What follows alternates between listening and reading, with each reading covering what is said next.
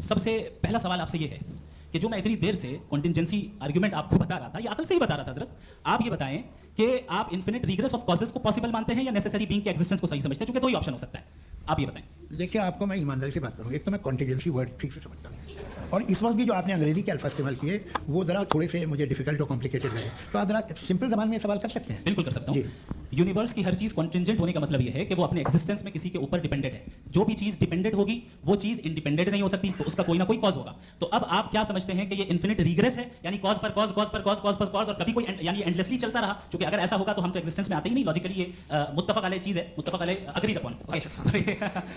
इस पे हमने एग्री किया था कि मुश्किल शब्द आएगा तो अर्थ बताना पड़ेगा। तो इन्फिनिट रिग्रेस तो पॉसिबल नहीं है, तो कहीं ना कहीं आपको रुकना पड़ेगा ऐसे नेसेसिटी पर। नहीं, कोई जरूरत नहीं रुकने की। किसने कहा आप रुकना पड़ेगा? आप रुकते हैं खुदा पे, आप नहीं रुकते। आप कहते हैं वो हमेशा से, जब उस वक्त है जब वक्त नहीं था।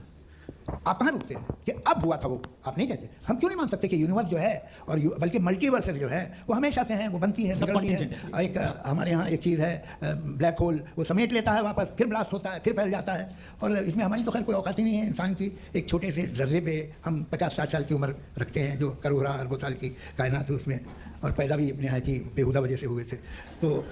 तो इसमें ये सोचना कि इसकी वजूहात और ये क्यों है, ये डिपेंडेंट है, ये हम देख रहे हैं, क्या मालूम। आप सोचिए कि ये जो फैल रही है कायनात, ये कहाँ फैल रही है, ये कहाँ जा रही है, और ये फैल